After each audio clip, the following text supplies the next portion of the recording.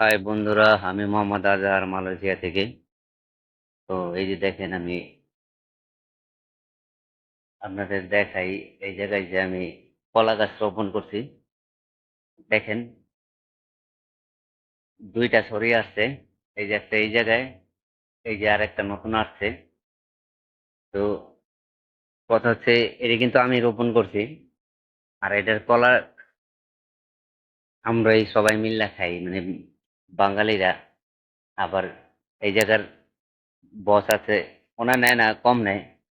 আমরাই বেশি খাই বাঙালিরা। তো এই জায়গায় আরো কিছু গাছ রোপণ করছি।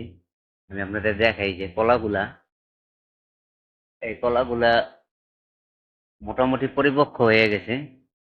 আর এটা পরিপক্ক হইতে হইতে পারে যে এই জায়গায় আরেকটা হিসাব আছে।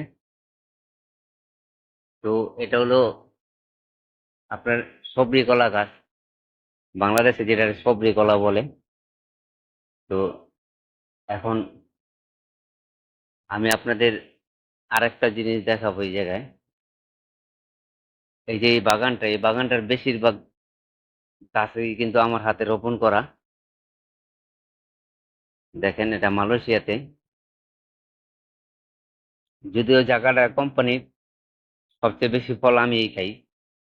মানে আমি রোপণ করি, আমার একটুই বেশি।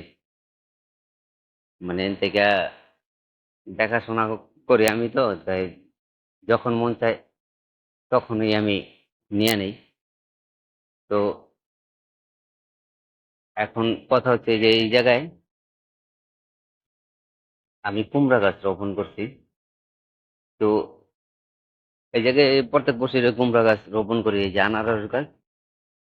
আনারস গাছের পাশাপাশি এই যে দুইটা কুমড়া গাছ রোপণ করছি। এই দেখেন, এখন কুমড়া আসছে। এই যে কুমড়া, এই জায়গায় কিন্তু সবকিছু প্যাক করানো লাগে। যদি আপনি প্যাক না করেন তাহলে আপনার এরা আপনার বড় বড়, মানে আছে বোমরা বলে না, বোমরা, ওইগুলায় আইসা ফুল ফুটায় দেয়, তখন নষ্ট হয়ে যায়। এই কারণে দেখেন,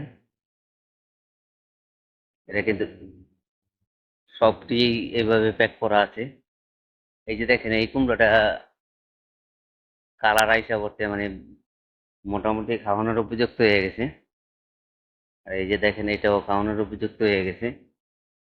এই যে দেখেন, এই জায়গায় একটা কুমড়ো আছে, এটা সম্ভবত বোমরায় ফুল ফুটাই দিছে। এই যে দেখা যায় এদিক দিয়া।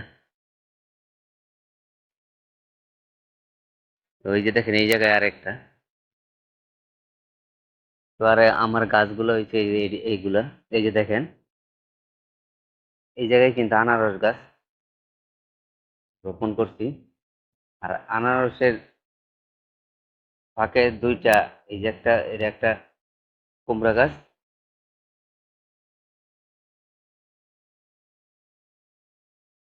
এই যে দেখেন, এটার কুমড়ো হইলো এইগুলা।